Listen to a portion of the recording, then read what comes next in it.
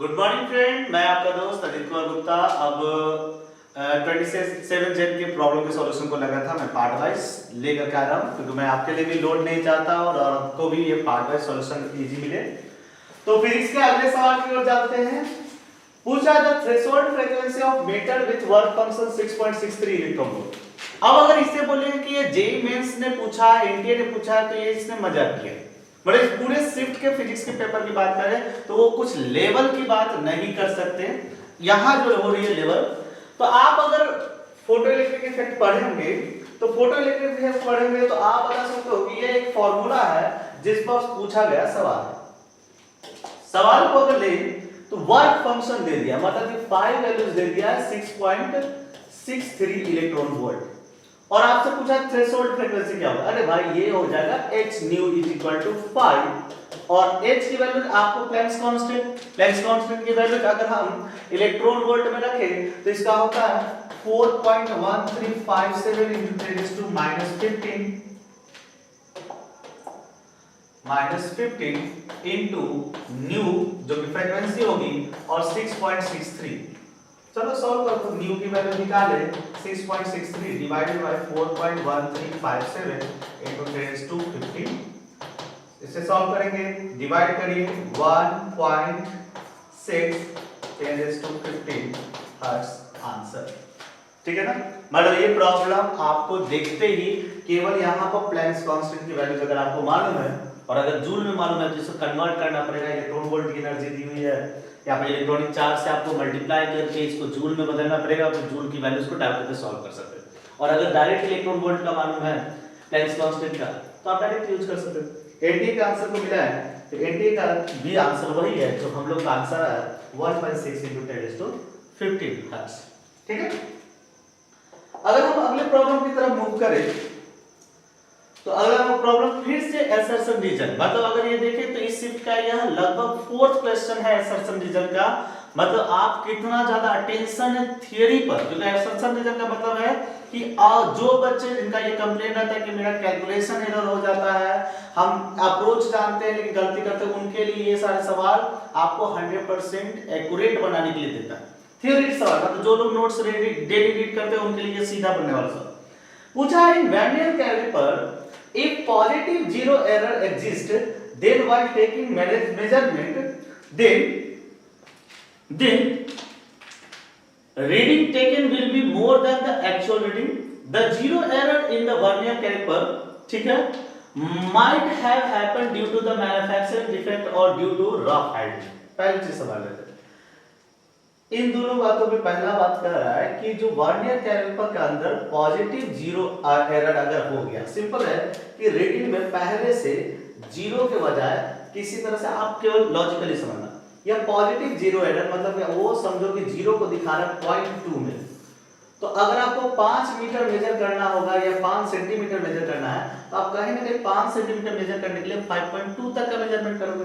मतलब कि vernier caliper if positive zero exist then while taking measurement the reading taken will be more than, सही बात है, more than. तो 5 अगर मेजर करना है तो हमें एक्चुअल रीडिंग से 5.2 तक मेजर करना पड़ेगा, 5.2 तक, ताकि हम इस बात को जानते हैं कि यहां पॉजिटिव है।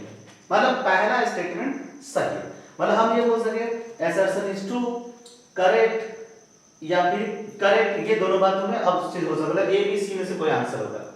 The zero error in vernier caliper might have happened due to manufacturing defect or due to rough handling। देखो ये स्टेटमेंट कह रहा है कि वर्नियर कैलिपर के अंदर जीरो एरर जो होता है वो रफ हैंडलिंग से मैन्युफैक्चरिंग डिफेक्ट के कारण पाया जाता है, क्योंकि वर्नियर कैलिपर एक्यूरेसी के लिए जाना जाता है।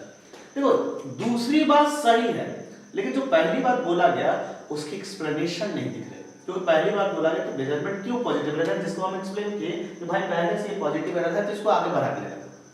मतलब असर्शन भी ट्रू, रीजन भी ट्रू, लेकिन कोई एक्सप्लेनेशन नहीं है। मतलब अगर ऑप्शन के हिसाब से देखे जाए तो हम कह सकते हैं कि option C both assertion and reason are correct but reason is not correct explanation of assertion. देख लेते हैं ठीक आंसर। एनटीए भी उसी बात को बोल रहा है कि यहाँ स्टेटमेंट दोनों सही माने जाएंगे लेकिन करेक्ट एक्सप्लेनेशन नहीं है। Problem solve. अगर हम अगले प्रॉब्लम की तरफ चले तो कह रहा है कि when polarized sheet is rotated between two crossed polaroids, then the transmitted light intensity will be maximum for the rotation. अगर आपने पोलराइजेशन पढ़ा है तो इसका आंसर डायरेक्ट आपको याद होगा, ठीक है ना? और अगर नहीं पढ़ा, कॉन्सेप्ट नहीं जानते तो सिंपल समझ। आपको इसके लिए मार्लूस लॉ को जानना जरूरी है। मैं अभी जो ये लॉ बता रहा हूं आपको बहुत हेल्प करेगा। पहली चीज इंटेंसिटी के लिए, अगर आपके पास कोई अनपोलराइज्ड लाइट है,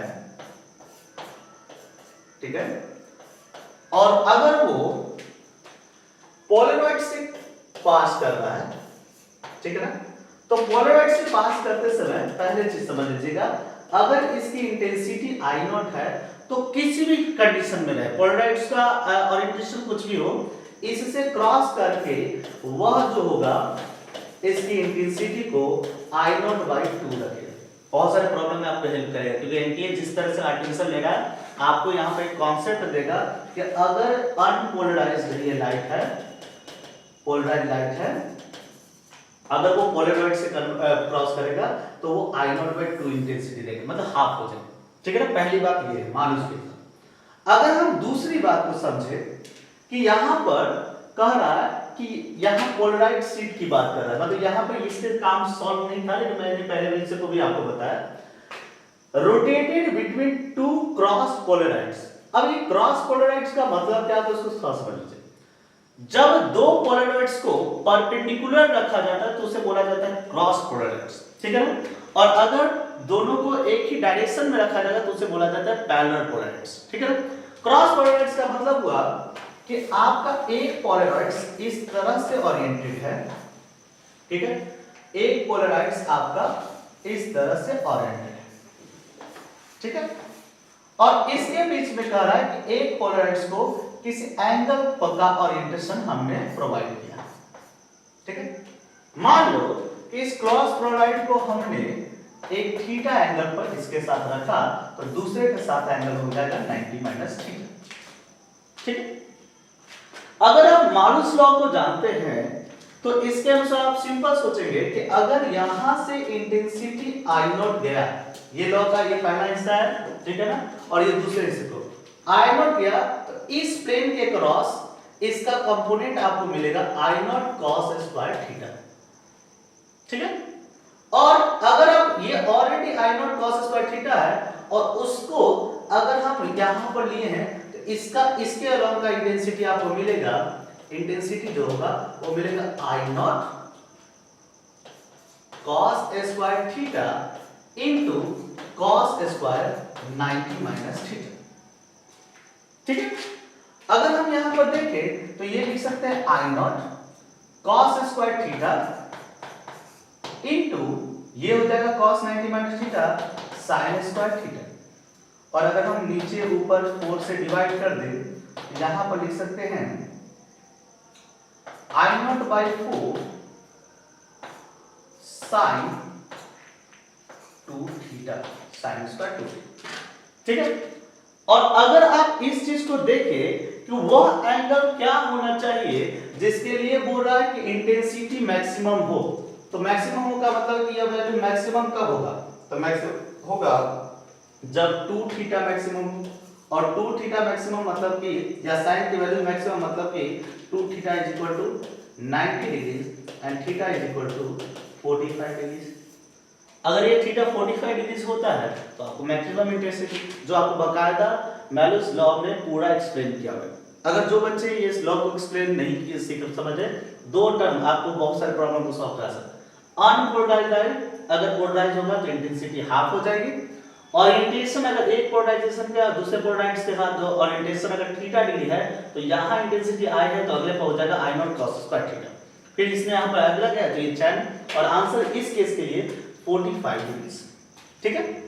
अगर हम यहाँ पर देखें एनटीए का आंसर तो एनटीए ने भी 45 डिग्री को आंसर किया।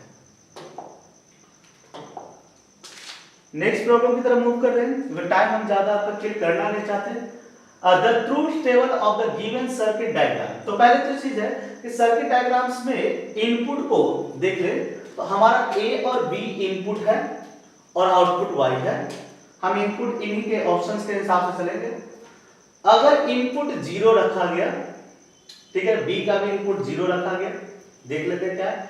एंड गेट, नॉट गेट का यूज किया गया है, मतलब 0 इनपुट है तो यहां पर पहला इनपुट मिल गया 1, यहां 0 इनपुट है तो यहां पहला इनपुट मिल गया 0, 0 1 का एंड गेट देगा 0, और यहां 0 इनपुट है तो इस केस में मिल गया 1, और 0 और 1 का ये देगा 0 एंड गेट के अनुसार, और 0 और 0 का और गेट भी 0 देगा। पहले ऑप्शन में उसे छाट लीजिए जो 0 0 के लिए 0 दे रहा है, मतलब ऑप्शन ये और ये कट, ठीक है। अब अगले ही टर्म में हमें चेक हो जाएगा कि इन दोनों में से कौन सा सही होना है, ठीक है।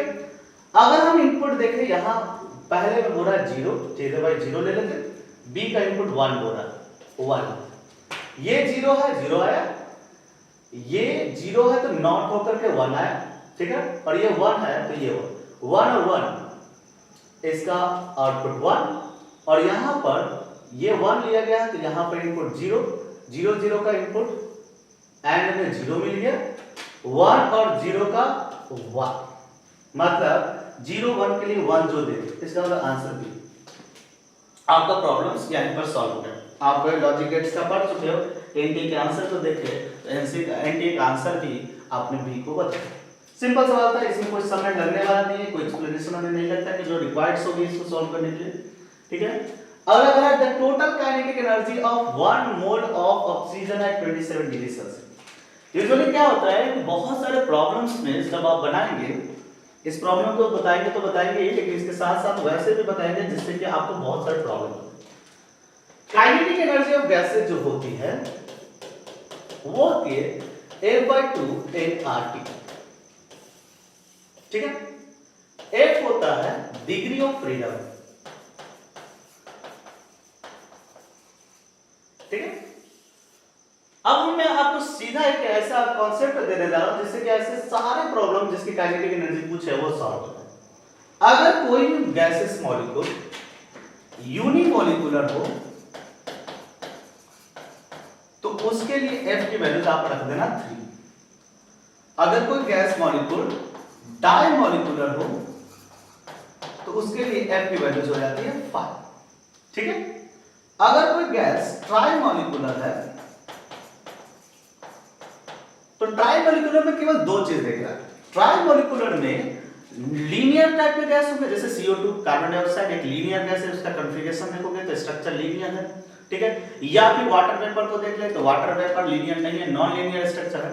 तो आप ट्राइमॉलिक्यूल को सॉल्व करते समय केवल देखिएगा, अगर नॉन लीनियर है तो उसका degree of freedom F values को लीजिए 6, और अगर लीनियर है उसकी F वैल्यूज को लिया जाता है 4। ये आपको बहुत सारे प्रॉब्लम को सॉल्व करना है। अगर आप बोलोगे कि सर यहां पर, तो यहां बात हुई है ऑक्सीजन की, और ऑक्सीजन का फॉर्मूला आप जानते होंगे कि ऑक्सीजन होता है O2, मतलब डायटोमिक मॉलिक्यूल है। तो डायटोमिक मॉलिक्यूल के लिए आप लिखोगे F की वैल्यू 5। तो आप ये कर सकते हो कि इसकी काइनेटिक एनर्जी का फॉर्मूला हो जाएगा 5/2 nRT। 1 मोल की बात किया है तो रख दो भाई values. Kinetic energy is equal to 5/2 1 mole 8.31 into temperature 27 degree, that is 300 kelvin. Solve कर लीजिए, कोई दिक्कत नहीं है। 150 750 into 8.31, और अगर आप 750 into 8.31 करेंगे तो सॉल्व करके आएगा 623। सॉरी, ये सॉल्यूशन को केवल मैच करा रहे हैं ताकि आपका टाइम मिल ना हो, ठीक है। और यहाँ पर आंसर भी आपको और करके देखिए तो आपका आंसर 6232.5 जूल एग्जैक्टली आपको आंसर मिलेगा जो कैलकुलेशन करेंगे। सिंपल चीज ये ध्यान रखिएगा, यूनिमॉलिक्यूलर लिखे हुए हैं, इसको आपको बुक वगैरह में यूनि एटॉमिक लिखा होगा, ठीक है। मॉलिक्यूलर वर्ड गलती से लिखा गया, इसको बाई एटॉमिक या डाई एटॉमिक, ठीक है ना, और ये ट्राई एटॉमिक। आप इसके एकदम से ट्राई एटॉमिक सॉल्व करना, क्योंकि प्रॉब्लम आपको एडवांस लेवल में भी पूछ सकता है। उसमें ज्यादातर बार आपको सवाल में बकायदा CO2 दे देता है, और ये F क्या है, डिग्री ऑफ फ्रीडम है। आप डिग्री ऑफ फ्रीडम को डिटेल में बता दीजिए, इसके लिए बकायदा आपको क्लास अटेंड करने पड़ेगी, बट यहाँ प्रॉब्लम के लिए पर्याप्त है, ठीक है। ठीक है, अगर हम अगले प्रॉब्लम की तरफ चले तो अगले प्रॉब्लम को हम देखते हैं। शायद आज की इस स्लाइड के लिए हमारा लास्ट प्रॉब्लम था, क्योंकि हम अगले प्रॉब्लम को 5 का सेट कर रहे हैं। तो फिलहाल नेक्स्ट वीडियो में मिलेंगे अगले प्रॉब्लम से। अभी के लिए इतना ही, धन्यवाद।